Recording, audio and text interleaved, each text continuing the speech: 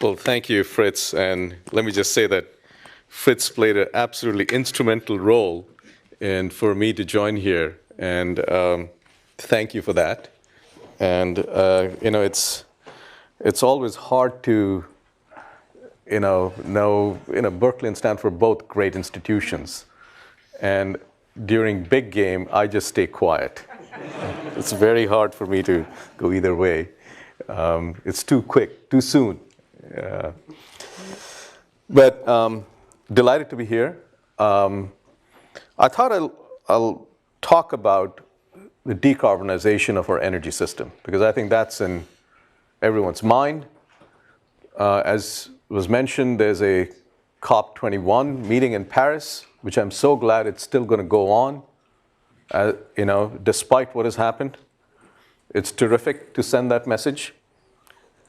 And the whole idea of that meeting is about decarbonization. But before I go there, I just want to reflect on a little bit of the history of our energy system. And you have to only go back about 250 years, which seems like a long time, but in the history of humankind, it's just a blip. And 250 years was approximately roughly the time when the United States was being created. It was when all the documents that we all cherish were being written. And if you imagine what life was like at that time, we only have sort of paintings and pictures of depictions of what life was like. This is how we traveled. This is how we lit our homes using whale oil. Whaling was a huge industry because it provided the oil for lighting, amongst other things. And we used to travel in horse carriages. Humans used to travel in horse carriages with 2 horses across the continent. That would take more than a month. And so that was life, and at that time, Washington and Jefferson all could never imagine the life that we live today. That these lights, the planes and automobiles, and this is what we have today. We go to a grocery stores with not 2 horses but 300 horses, and the more the better, right? That's what we do, and we fly across the continent with 100,000 horses in a matter of 5 or 6 hours that used to take more than a month. And no one could have imagined this 250 years ago.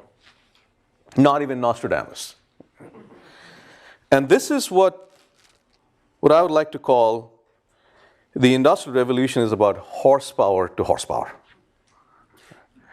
And instead of lighting with whale oil, we have the electricity grid, which has been termed as the greatest engineering achievement of the 20th century.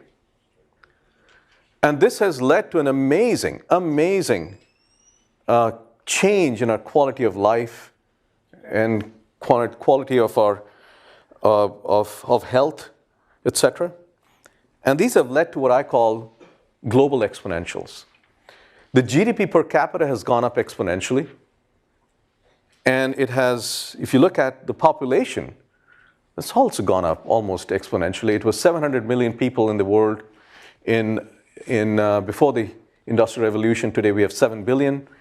And it's predicted to go up to about 10 billion with an uncertainty of 10 billion. But nevertheless, it's going to be on the order of about 10 billion. It's going to be a lot of people by the end of the century. And of course, the GDP per capita is very well correlated with the energy that we use. And in fact, it has been enabled by the energy. Without that, it would not have happened. And it's been mostly about fossil energy, coal, gas, and oil. And more recently, with a little bit of nuclear. And the biomass has always been there, and maybe it has gone up a little bit. And as we all know, the impact of this use of fossil energy has led to an exponential increase in the concentrations of atmospheric CO2. It turns out that the rate of emission has gone up roughly linearly. And the lifetime of CO2 molecules in the atmosphere is a few hundred years. So the CO2 molecules that were emitted during James Watt's steam engine time, some of them, many of them are still there. So it's like a big capacitor. So if the rate is linear, you can imagine the amount of concentration is the area under the curve, which is sort of quadratic, and you can sort of see the growth in CO2 concentrations. And of course, this is the big challenge of our lifetime, of several generations to come. And the question that everyone is asking is, how do we decarbonize our energy system and still continue our economic growth? People think it's mutually exclusive, and the big challenge of a lifetime is, how do we make it mutually inclusive? Because no one wants to go away from that exponential economic growth, but you still want to decarbonize. So of course, there is no one solution for this. There's no magic bullet in this. And it's not hundreds. So I said, I will invoke one of the greatest American philosophers who seems to have retired. I don't know why. Seems to have retired. One of the greatest American philosophers, which is David Letterman, and come up with the top 10 list of game-changing energy innovations. And he used to have sort of 10, the last one, or the first one, as being the most amusing one, but I'm going to put it in no particular order. And this is my choice. I think all of you should have your own pet top 10 list, and maybe it'll be about 20 or so eventually, because there'll be a lot of overlap. Well, let me pose my top 10 list, and we can discuss that later on. So number 10, so I wish I had Paul Schaefer to give the drum roll. I won't have that. So thank you. Number 10 is a carbon capture from coal-fired power plants at a cost of less than $30 a ton, with a price on carbon of more than $40 a ton. If the cost is less than the price, then there's business. Otherwise, people just pay the penalty. Now, the piece in blue is a policy effort, innovation that we need to have. There are lots of ways of getting there, but I'm just putting out there as a policy, but the technology to get the cost below the price is critically important. Otherwise, things are not going to move. That's number 10. Number 9, photovoltaic systems that are lighter and more efficient, enabling fully installed cost of less than 50 cents a watt, with a levelized cost of less than 2.5 cents per kilowatt hour. 50 cents a watt. So when we were in DOE, we created something called the Sunshot Initiative, which was, by the end of this decade, we want to reduce the cost of solar, fully installed cost, to be $1 a watt. Simple to understand. $1 a watt is equivalent to about 5 cents a kilowatt hour, unsubsidized. And looks like it may actually get there, which is amazing. At that time, it was thought to be audacious. The solar industry said, you guys are smoking something in DOE. But they came around and said, it's possible now. So that's number 9. Let's move on. Number 8, battery storage at a capital cost of less than $100 a kilowatt hour and run more than 1,000 cycles. If you could do that, this is game-changing, absolutely game-changing. We don't have that, and I'll tell you where we are today. Modular nuclear plants with construction at a capital cost of less than $3 a watt, so that the levelized cost of electricity is on the order of 7 or 8 cents a kilowatt hour. Now, today, the cost of nuclear plant, and most of the cost is construction cost. It's not the fuel cost. It's about $7 or $8 or more, sometimes north, with lots of delays, etc. And if you could reduce the cost below $3 a watt, it's a big deal. Number 6, deep borehole geothermal energy with a levelized cost of about 7 or 8 cents or 6 cents a kilowatt hour. Deep borehole, so that the places that you could use geothermal is much more than few places where you have thermal gradients. Number 5, ultra-high voltage transmission lines and low-cost integration of intermittent renewables at greater than 50% penetration. The grid was never designed for it. 50% renewables. So if he could do this, both a combination of long-distance ultra-high voltage transmission lines and low cost of integration, this will be great. Building performance standards combined with design, materials, sensors, and control systems that significantly reduce the building energy consumption. And the one in blue, again, is a policy. We have building codes, and I'll show you what the building codes have been great, but that's only for design. You got to be able to measure what it is and see the actual performance. And between the design and the measurement, there's a lot of slip between that cup and the lip. Number 4, this is now going to the transportation side, internal combustion engines with more than 50% efficiency with multi-fuel mixtures. Number 2, use of carbon-free energy to transform CO2 into hydrocarbon fuel, to recycle the CO2 and make it fuel at $2 a gallon cost, so they can compete with oil at $50 or $40 a barrel. And number 1, genetic engineering that reduces the cost and simplifies the conversion of biomass into chemicals and fuels.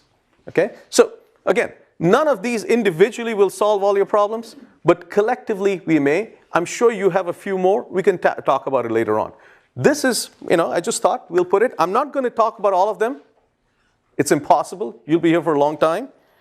But I'll talk about 3. And I'll give you some trends of how close we are with the other ones. These are all individually very, very challenging problems. Let me show you where we are with wind. This is the power purchase agreements, which is actual business contracts that have been signed for wind. And as you can see, it's at about $20 a megawatt hour. These are business contracts signed for long-term contracts. This is with a production tax credit or $23 a megawatt hour. So if you remove the production tax credit, it's at about $43 a megawatt hour. What does that mean? Relative to what? Relative to US natural gas and China coal. It's actually lower right now. Relative to US coal and nuclear. Okay, so wind is pretty cheap. In terms of electricity generation, there's no integration. This is just purely generation. And of course, you're seeing the high penetration of wind. It's at about 70 gigawatts right now. The whole US power capacity is about terawatts, 1 terawatt. So you're at about 6-7% right now, which is not bad. China is a little ahead. And here is where the solar is, that the cost is coming down and steadily, and it keeps on coming down because there's a lot of headroom in the efficiency as well as the weight, light weighting of the solar panels. Most of the cost is not in the panel. It's in the balance of system, is the installation. So if you make it more efficient and lighter, the total cost comes down. And there's plenty of headroom still left. And so this cost of, these are actual, again, business contract, down to about $40 a megawatt hour that was signed this year or end of last year. And this is with an investment tax credit of 30%, which will go down to about 10%, not about, it'll go down to 10% starting 2017. Okay, so the subsidies are going to go down, but at some point, the subsidy should go away when it is fully compatible, which is competitive. And if you look at the penetration, it's going up. It's at about 1% right now, but it's exponential growth. It's still small percentages. The biggest change that has happened in the electricity system is the introduction of natural gas, because it's really cheap. It can integrate into the grid, and it is one of the lowest forms. It's displacing coal. And that's decarbonizing in that way. Storage, where are we today? This is lithium-ion battery storage, and this is battery pack. And the vertical axis is dollars per kilowatt hour. And today, if you look at the battery packs, the filled circle is the battery pack from Nissan, and the open green circles is the battery pack from Tesla. It turns out that they are the best in packaging. And the cost has come down by a factor of 3 in the last 7 years, which is amazing. No one had predicted this. And what we're finding now is that it's at about $350 a kilowatt hour. And it's all happened due to innovation in materials, in the cathode, in the anode, some of it coming out from here at Stanford, and in the electrolyte. So the voltage range has increased. You can store more lithium because most of the cost is in the materials. So if you use less materials for the same amount of kilowatt hours, it costs less. And that combined with packaging innovation has brought it down by a factor of 3. $350 a kilowatt hour. If it goes below $100 a kilowatt hour, it's a game changer, not just for transportation, for stationary storage. And people are predicting that at $150 a kilowatt hour, the range of about 200 miles range or 250 miles range, that range and the cost of the car will be competitive with the gasoline-based cars. And that, if you look at the lines, it's going to, that's going to happen about 2025 or so. It's, Teslas are going to get cheaper. And hopefully there'll be a, $20,000 car that people can buy. And it takes about 20 years for the fleet to turn over. So from 2025, add another 20 years, 2045 or so, which, about 2050, we'll see high penetration, likely to see high penetration of storage of battery electric cars. Of course, this is not going to run planes, at least not as of now. It doesn't seem like it. Planes and trucks and all that, you still need liquid fuels, and I'll come back to that. So this is all good news. The another good news is LED lighting. And this is, as opposed to Moore's law, this is called Haight's law. And this has come down in dollars per kilolumens. It's come down dramatically to the point that this red line is $2 per kilolumen, which is the cost of compact fluorescence lamps. Okay? And this is incandescent lamp, but people have been switching to CFLs, and now we are almost getting there. That red dot that you see, that's a 6-pack of LEDs that I bought from Amazon, and I did the numbers, and it came out there. So it's getting there. In the next few years, you're going to see this to be cost competitive.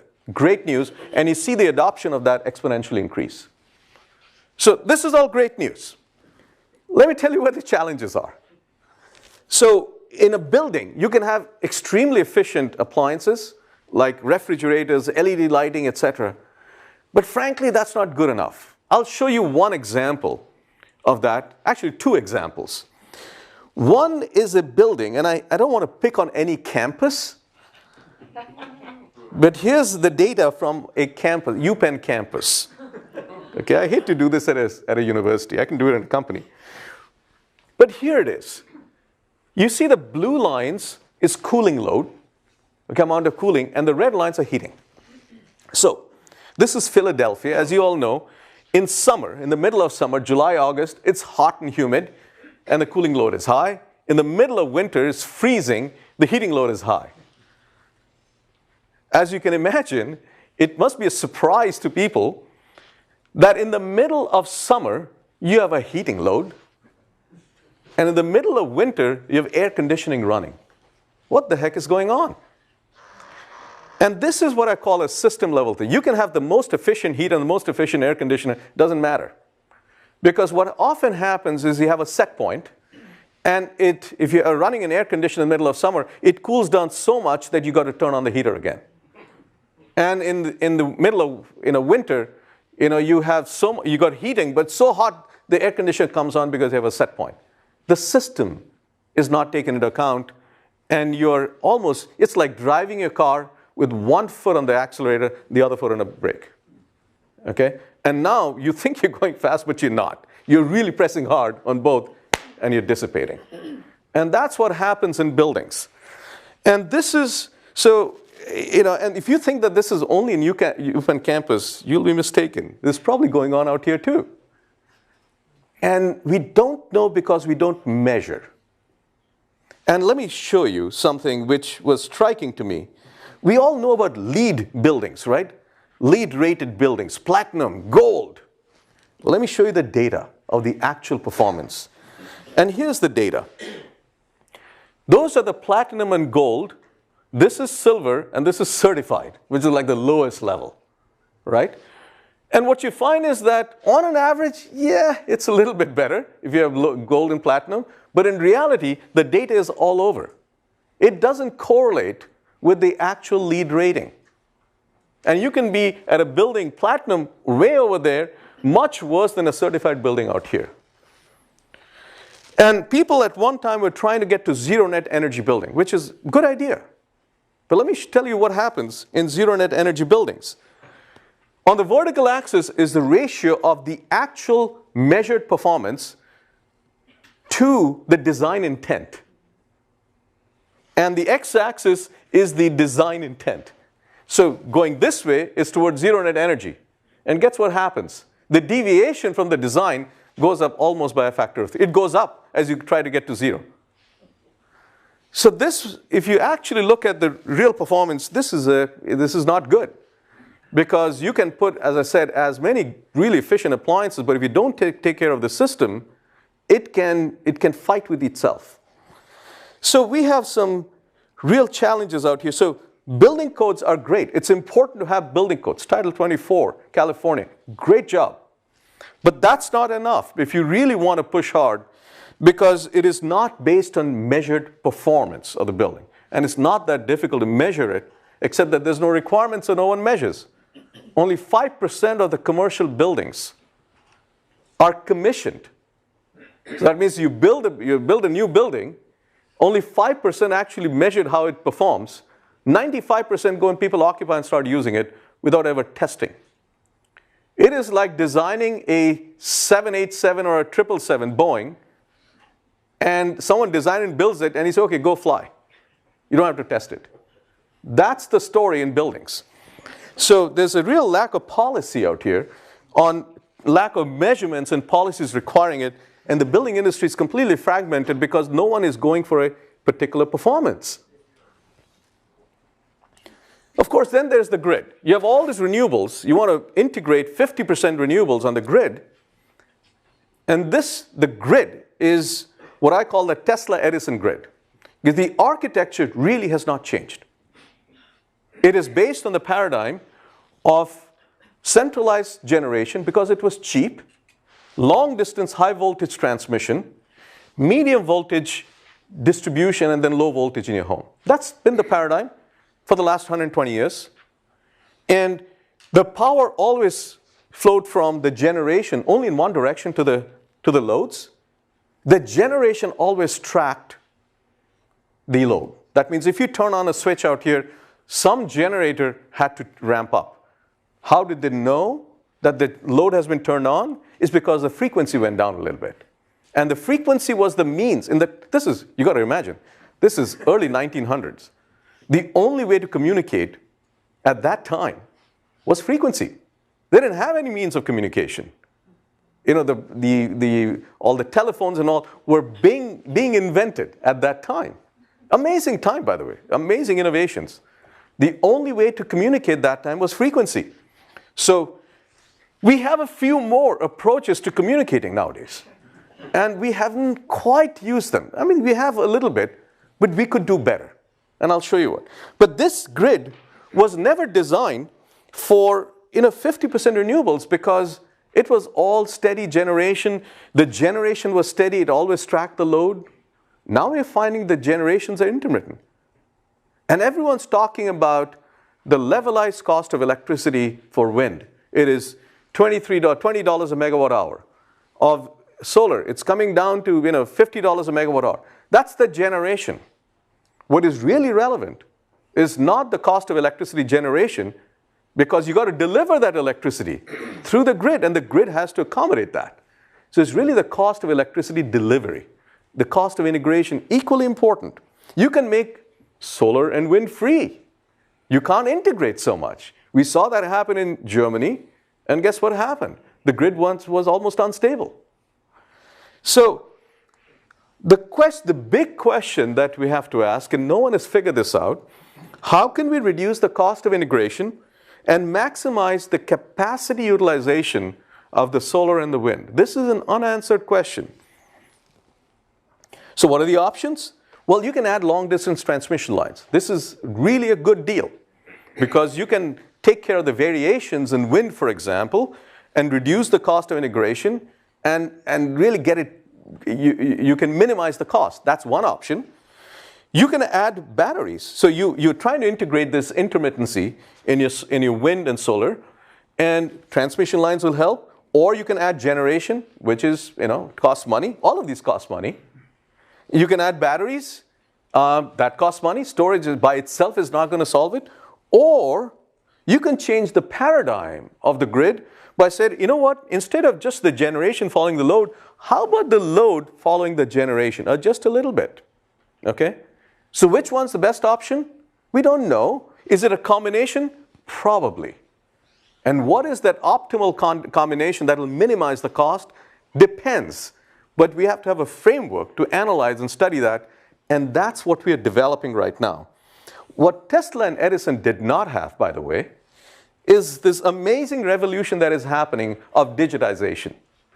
There's a 50-fold increase in digital data that's going to happen in the last just 10 years. We're right in the middle of that right now.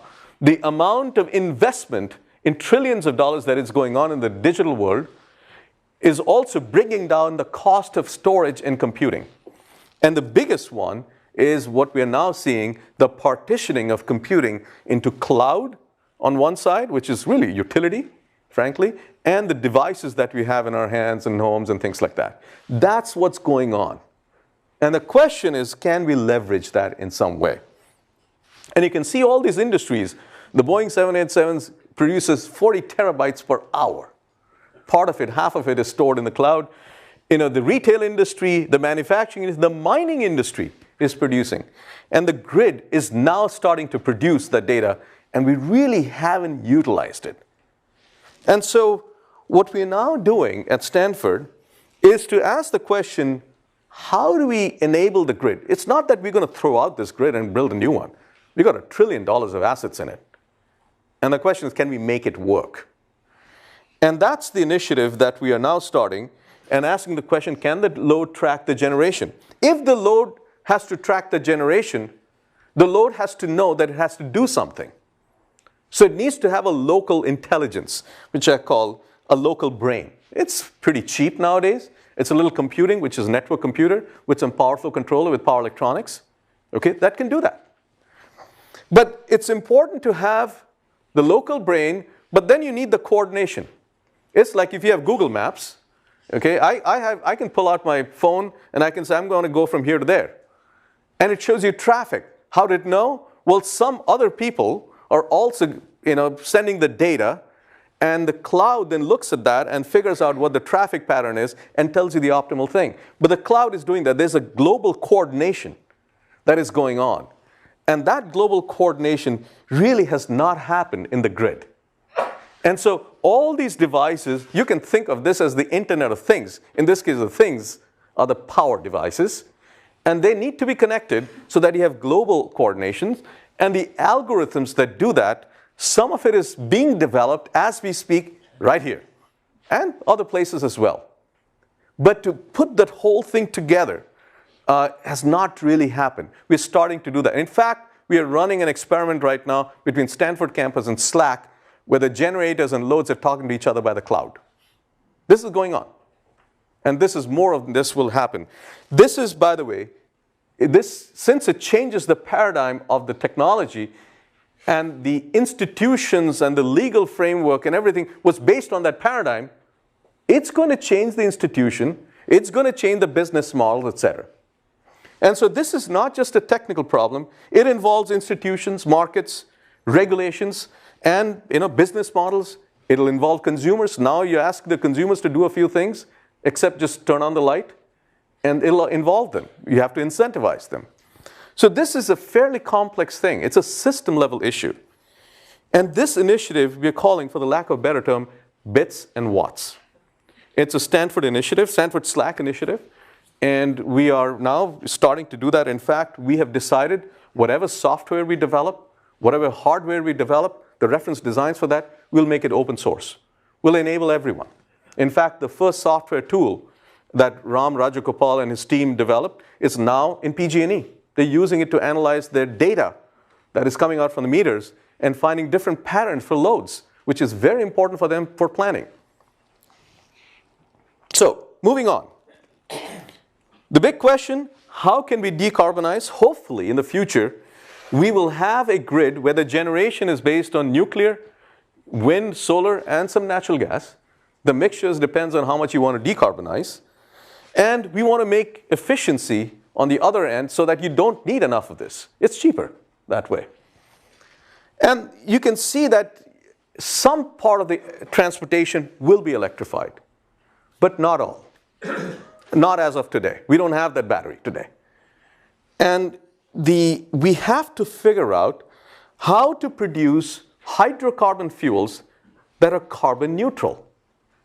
Now, this may seem counterintuitive, but this is true.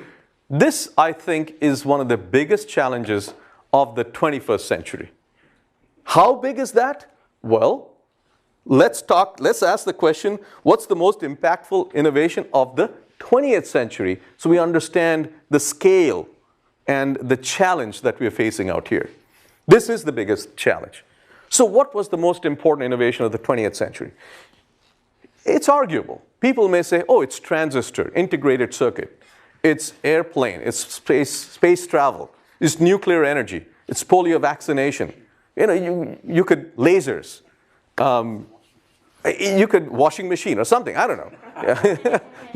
you could air conditioning. Actually, if you go to Singapore, they'll tell you air conditioning, right? Which one is the most? And I wondered about this. In fact, in the turn of the century, in 1999, when a lot of people were working on Y2K problem, remember Y2K? I used a Mac, I never worried about it. So I said, okay, let me start reading about, the end of the century, what happened? And I've been only around for 30-something years. What happened before that? And I was surprised to find what was being termed as one of the most impactful innovation of the 20th century. And the story goes back to 1898, when someone by the name of Sir William Crookes, who was the president of the British Association for the Advancement of Science, called upon science to save the humanity from starvation. Okay, let me set the stage at that time. The population was slowly growing because the quality of water was improving. So people were living longer, but there was not enough nutrition in the soil to grow food. And the fertilizers were natural fertilizers they were getting from these islands in the Pacific in South America, just off South America, called the Guano Islands. And guano, in the local language, means bird poop. Okay, so that's a pretty impressive bird out there. And these birds pooped, and they made mountains of these, and this is what it looked like at that time. And they would go and dig up these things, and that was the fertilizer because they had contained nitrogen. Nitrogen was key. Because oxygen we get from breathing, hydrogen we get from water, the splitting water. We get carbon from eating vegetables because carbon is fixed by photosynthesis. Where does nitrogen come from? And that came from some bacteria and organisms in the soil, but it was not enough to maintain the population that was growing at that time. And so there was, people were excavating, this is excavating mountains of bird poop, and they were putting them in bags.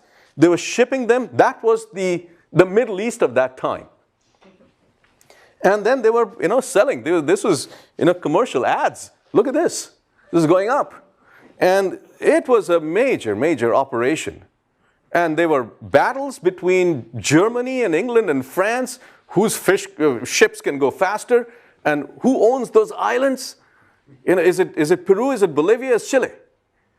And this was going on. And of course, things got really smart after a while when Congress got involved and created the Guano Island Act of 1856. And it got really smart. What was the act? It was very simple. If you occupy a Pacific island, that is America. It solved the immigration problem, by the way. And of course, they occupied, most of them didn't have, but it served a huge purpose in World War II, by the way. Those bases, they became bases.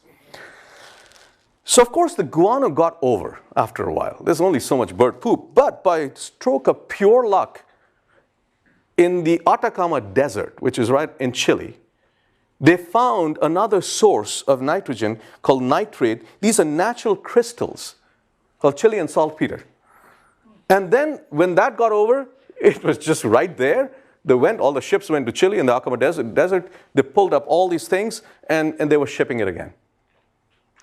And Sir William Crookes realized that if you do the numbers, that's going to get over at some point. After all, it's a resource. It's a resource allocation. So what do we do after that? And he was a physicist. Of course, he put the challenge to the chemists. He said, okay, you guys figure it out now. Because there's so much of nitrogen in the atmosphere. And at that time, there was 1898. After that, there was a huge race amongst the chemists, among the scientists. The Nobel laureates, young guys, all going after this problem. And how to take atmospheric nitrogen and do something with it. And there was a young chemist by the name of Fritz Haber, who discovered a catalyst. Incidentally, it was uranium and osmium. This is pre-nuclear. And that at high pressure and high temperature could break the triple bond of nitrogen. It's a very strong bond, extremely stable. Was able to break it and combine it with hydrogen to form ammonia. Once you form ammonia, it becomes a precursor for all kinds of nitrates, etc. This was a very big deal. And of course, he got his Nobel in 1918. But that wasn't enough. That was the discovery. But osmium, it's too expensive. So came an engineer called Carl Bosch, who was at BASF that time. And he looked at that and said, you know what, I can scale it. And I can make it affordable. In 5 years, he came up with a process. By the way, this is the birth of chemical engineering, as we know it. And he produced a process that could mass produce this. And this is described in a beautiful book called The Alchemy of Air. If you haven't read it, it's worth reading. Because it tells you the science and engineering that was done in the context of the First War and the Second World War. Okay, Fritz Haber was Jewish, and Carl Bosch was non-Jewish, but the way they operated, they had to compensate for themselves. And it was beautifully written book by this. And this became the Haber-Bosch process for nitrogen fixation. Why was it called the most important innovation of the 20th century? Because the nitrogen that was fixed by the Haber-Bosch process is in each one of us out here. We would not be alive for that. And it's the human impact at scale that mattered out here. And you can say, yes, the transistor is very important. Information, internet, it doesn't reach every human being yet. This one did. And that was the whole idea. And this completely changed the ball game. And the Chilean saltpeter factories look like this now. It made it obsolete. So you may ask the question, given the climate and energy challenge that we face today, which is probably even a slightly higher magnitude than the one they faced, what is our Haber-Bosch-like challenge? And I would argue, and then you could argue in many different ways, my way of putting it is that this is the challenge. How do you take CO2 and turn it around and complete the cycle to make it sustainable, to make liquid hydrocarbons?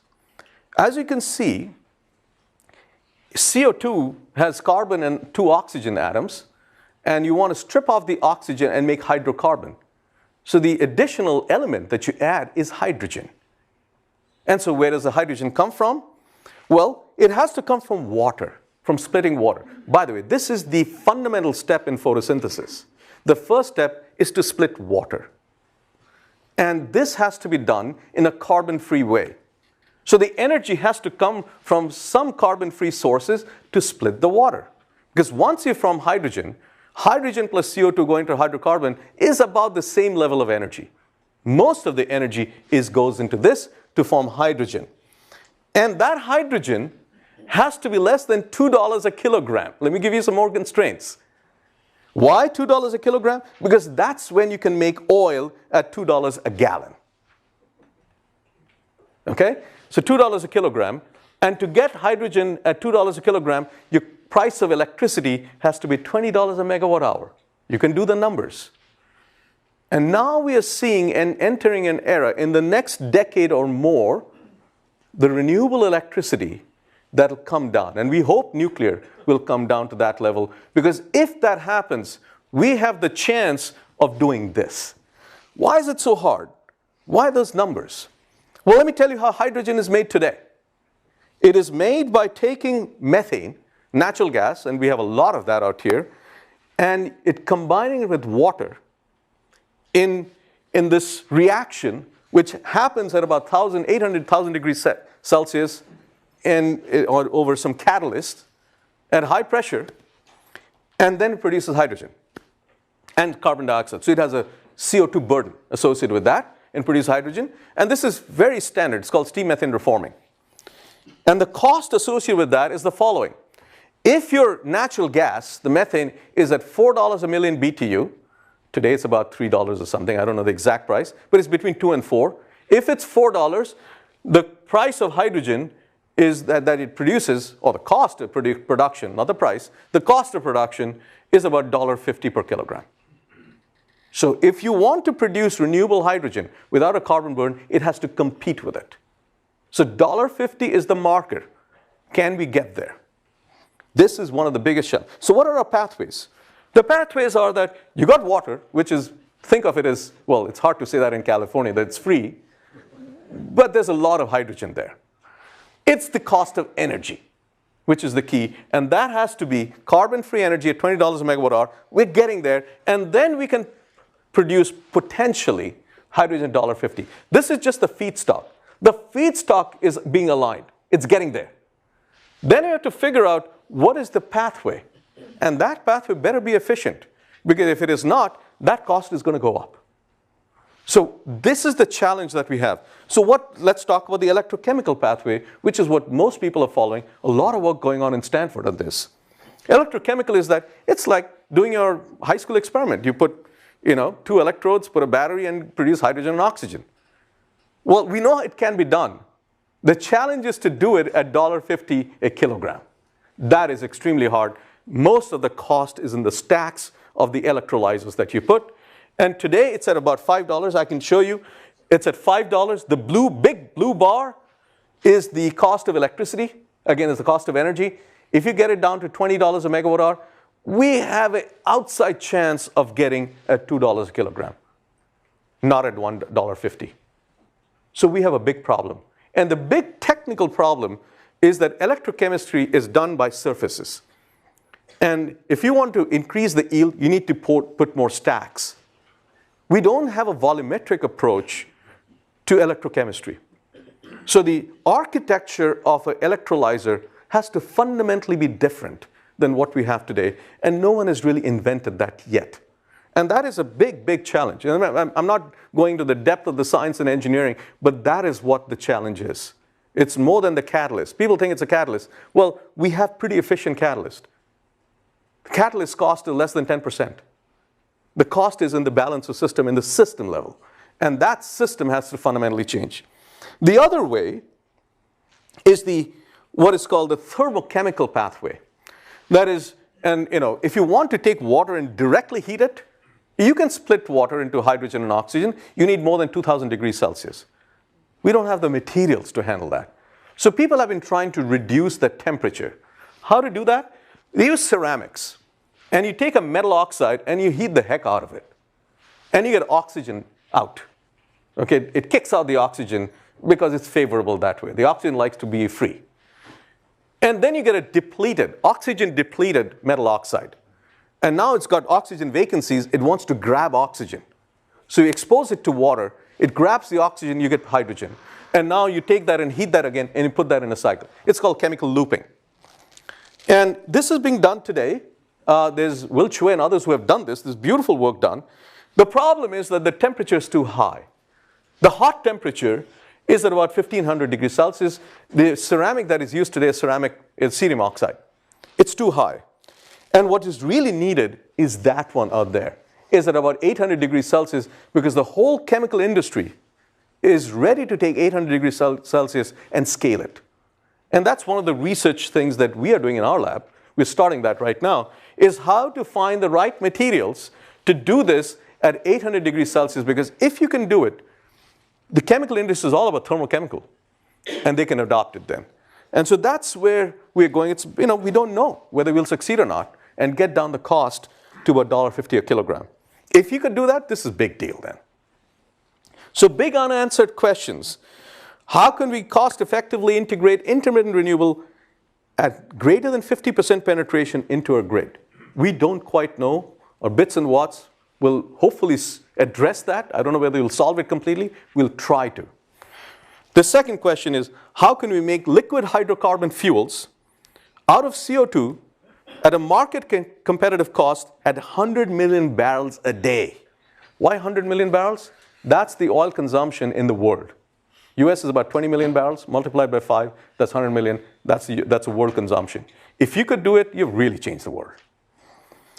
A lot of people say that this is never going to happen. It's too hard and all that. Well, let me just tell you some predictions from the past.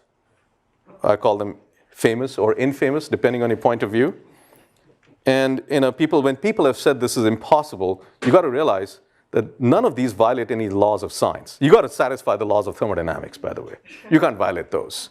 But if you don't violate them, there is a shot. And this is where, this famous saying, Lord Kelvin said, radio has no future. X-rays will prove to be a hoax. Heavier than air flying machines were impossible. They never violated the laws of nature. But he felt that these will never happen.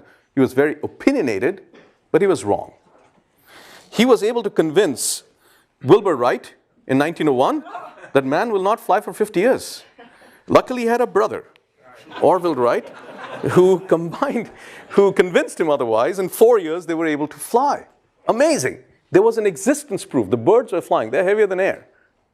So anyway, so you can say no, but you got to be careful. And I think the best way to present what the future ought to be is the saying by Arthur C. Clarke, any sufficiently advanced technology cannot be distinguished from magic. And I think it's for us to figure out that magic and do that magic. And it's for the students and postdocs out here to do that. But I have to end with the great American philosopher. And he said this and I've twisted his saying. I'm an environmentalist because most of my quotes are recycled. Thank you. Happy to answer questions.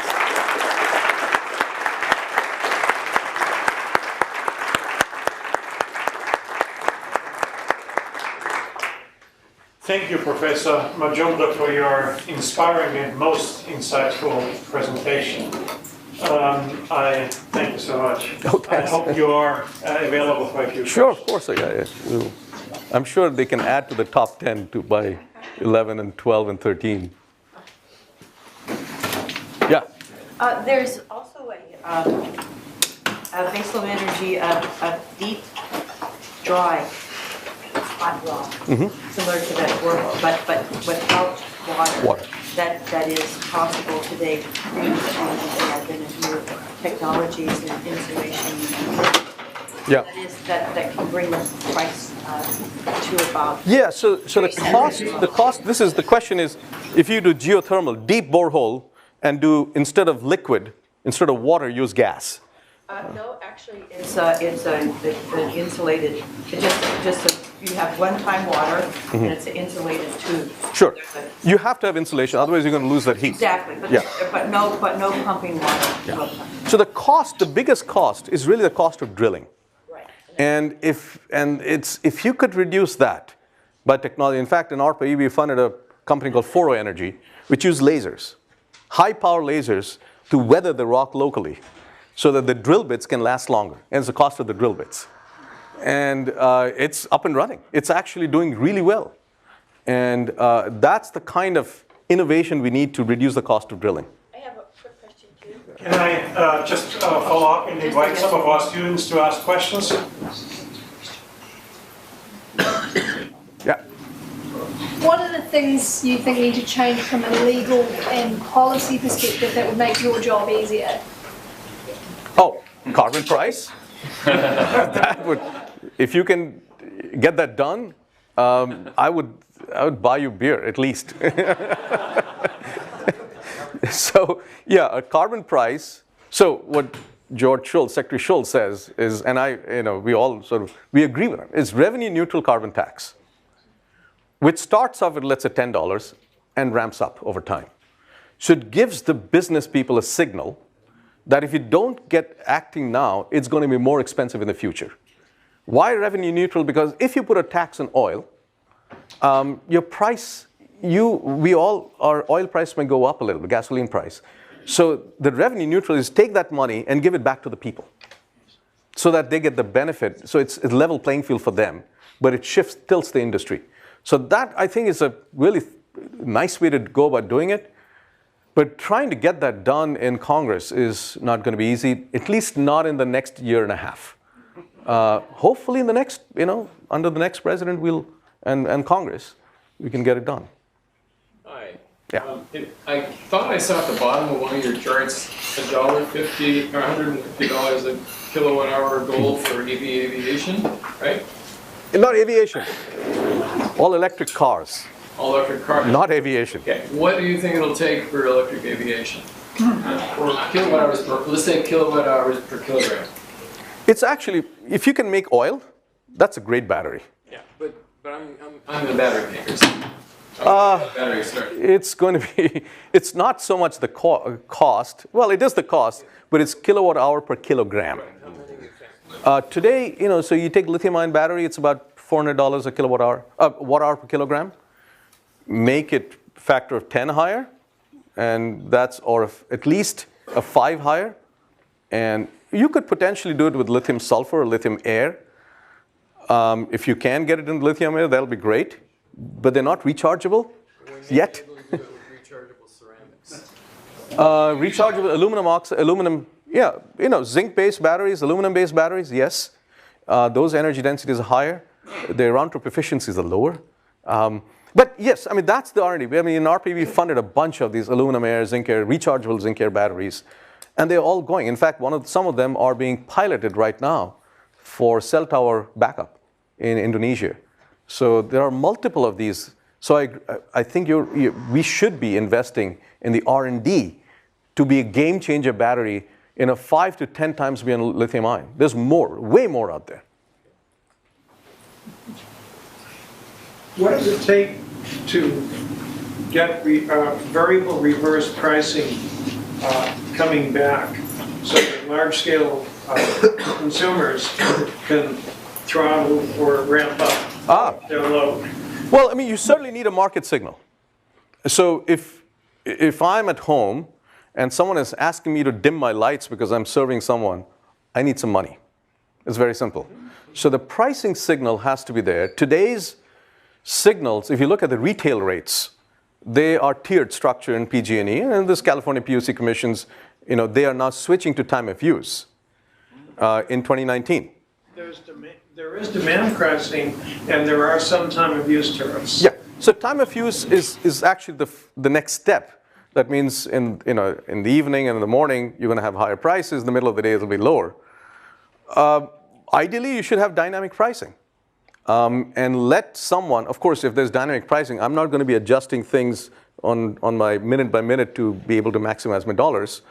But I will have a system that will look at the signal and automatically adjust my home or my factory to be able to respond to that and thereby minimize my cost. And actually, if the pricing, that can be done in an engineering way. It's not a problem. The pricing has to be there to justify that engineering cost of this little gadget that you can have in your home to do that. We don't have the market structures yet to do that. Is the barrier tariffs, or is Can we postpone the conversation until then? Yes, you spoke about putting a price on carbon, and I understand the value of that. What might be easier to sell? And I read that there's a lot of subsidies that the oil and gas industry gets. Getting rid of those. I couldn't agree more. I think you should get rid of subsidies for oil and gas. I think at some point, my view on subsidies is that if something is getting competitive, give a long-term signal that you have the whole idea of the government, there's a whole big role of the government kind of thing, right? When do you subsidize? When you see the writing on the wall that this is going to get cost competitive at some point, you subsidize to create the competition with other things, but you give a long-term signal that when it gets competitive, there's no subsidy, right? So the long-term signal, predictable signal is very important for the businesses, as opposed to like what we have in a production tax grid, on and off, on and off. That's not the way. But at some point, you can't survive on subsidies. All of these should be unsubsidized. That's a sustainable way. And so if this oil and gas is competitive, there should be no subsidies. You can apply the same principles to solar and wind when they're cost competitive. And so I think that's the approach that at least I would take in this across the whole energy sector, not just oil and gas. Yeah. One last question. Okay, that's what we Some have. students up there. Yeah. Sorry. No, to you. Very student. Okay, well, let's take the students first. That's Two students, correct. yeah. Go ahead. Yeah, in order to reduce the environmental impact of the power sector, you mentioned some long-term strategies. In the short term, let's say the next 10, 15, 20 years, do you think a push towards renewables or replacing coal by natural gas is more viable to reduce environmental impacts? You can't, it's like asking me, you've got two daughters, who do you pick as a favorite? No, they're both important. First of all, I think you have got to make your energy demand much more efficient, the demand side, so that you use less. Then decarbonizing with coal, replacing with natural gas, is happening economically because it's just cheaper. And no one is building a new coal-fired power plant now, at least in the United States. So that's happening. Renewables, yes, I mean, you got to have some renewables, and frankly, the grid can accommodate up to about 20%, 25%, doing that in California with renewables. Beyond that, it's difficult. But I think you got to sort of do all of that, and it's not just one thing. So you mentioned that we have about $1 trillion in assets in our grid, and so it's not something we should just abandon. But if we could build it over again, or looking at developing nations where they're really just becoming electrified, would you recommend a centralized model or a more distributed grid? Great question. I would recommend a distributed, because now you can put a solar panel, some storage, and you're up and running. And I would have microgrids, which are backward compatible, which will, when the grid shows up, then you can connect to it and sell electricity to the macro grid. So I would do it in a very different way. I mean, you think about it. People are taking the Tesla and Edison grid and trying to make it smarter. What are they actually doing? Well, they're putting sensors at the edge of the grid, which is your smart meters at home, and in the center of the grid, which is your PMUs in the transmission lines. We really don't know what happens in the distribution network. Okay? And so these sensors are now producing data. We don't know what to do with it. That's not what I would define as smartness. What I would do is to design the smartness from the bottom up and make it smart from the beginning. Put power electronics in it, have it networked, so that you can now communicate with the different nodes, and that's the microgrid that I would develop. I guess implicit in this whole discussion has been that we don't want to throw any more CO2 into our atmosphere. But it seems like there's a lot of coal and oil around to keep burning if we wanted to. And it will take some time to switch anyway, so there'll be more emissions coming pretty much no matter what you do. So why the focus so much on ways to move away from burning to make CO2 versus sequestering CO2 that could be produced, or even that's already in the atmosphere and might be somehow taken out? Well, I mean, I think if you can get carbon capture to be low cost, the reason I said $30 a ton to decarbonize a coal-fired power plants is because you can sell it today for enhanced oil recovery. Now, whether that's a good thing or not, that's debatable. But at least for sequestration, if there's no carbon price, people are not going to sequester. Okay, it's just, it's cost. And so you need a carbon price. And $30 a ton, today it's about $70, $80 a ton for post-combustion capture from coal-fired power plant.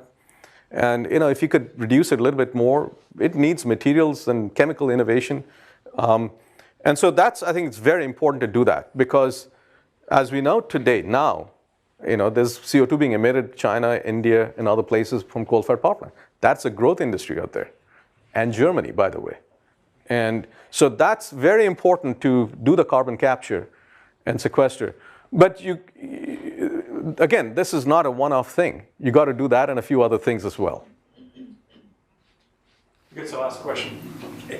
All right, the big problem with nuclear power is that a lot of uranium in a small spot And if things go wrong, they really go wrong. With big batteries, you're concentrating lithium, a deadly poison, tons of it in one spot.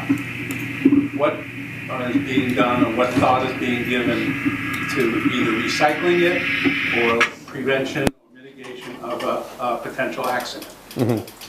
Well, I mean, I think from the accident point of view, it seems to me the car industry is paying a lot of attention to that because, Tesla and Nissan essentially will be out of business if there's some major fires in lithium-ion batteries.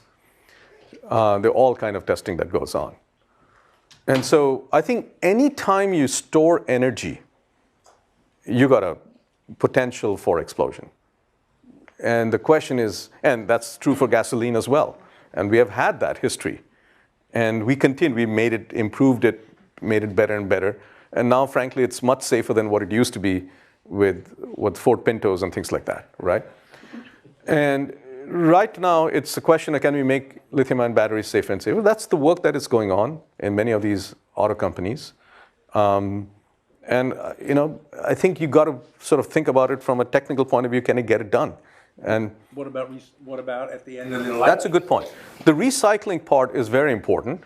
It's not that we have lack of lithium. I mean, there is lithium out there. But the question is, do you really want to go to Bolivia and use it and scoop out all the lithium? Or could we take our old batteries and extract out the lithium? And frankly, I'm not sure enough has been done about that. And I think we need to certainly pay attention.